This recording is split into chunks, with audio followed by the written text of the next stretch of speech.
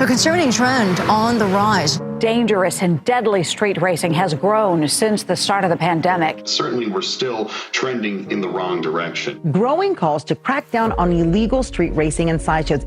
Street racing has become an epidemic during this pandemic. 25,000 calls involving street racing activities.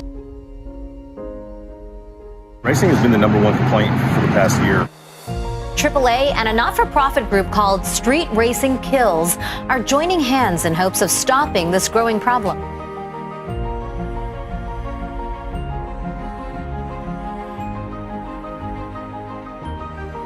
Today, victims' families, AAA, and the Highway Patrol teamed up to remind everybody how dangerous racing can be. It's not just the street racer who's putting him or herself at risk, but it's actually an activity that puts everybody at risk.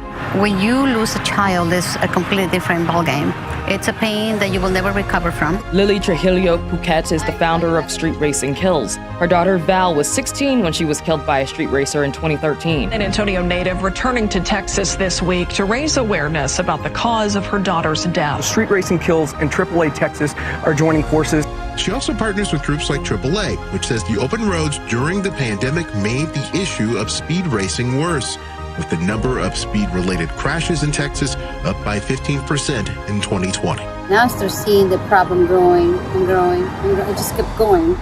And I knew I had to do something about it. And I didn't want to spare a parent from losing a child from something 100% preventable. And after that, I just started creating programs. I called it Street Racing Kills because that's exactly what killed my daughter. The accident claimed the life of a 16-year-old girl.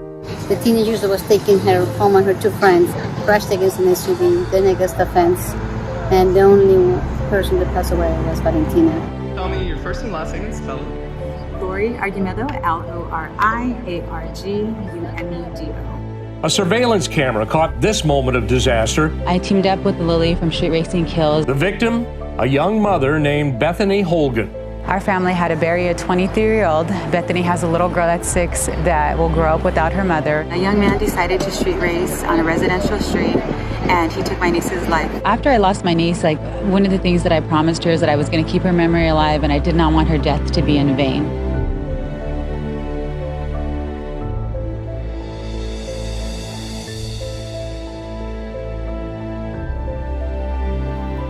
At 6 o'clock, we'll hear from the state legislator who wants to penalize everyone involved, including spectators. Assemblyman Fong, the Automobile Club of Southern California, the CHP, and activist group Street Racing Kills discussed Assembly Bill 3. Assemblymember Fong drafted new legislation which is now law to make it easier for law enforcement to crack down on the drivers. Try to do it in a speedway, in a safe environment. So that's our next step in raising awareness, but there's still a lot of work to do. Lots of innocent people are getting killed.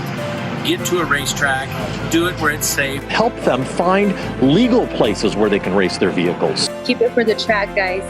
Save it for the track. What happened to her, I'll make sure that it doesn't happen to anybody, and I'll make sure that I will do everything that I can to spare a parent from losing a child.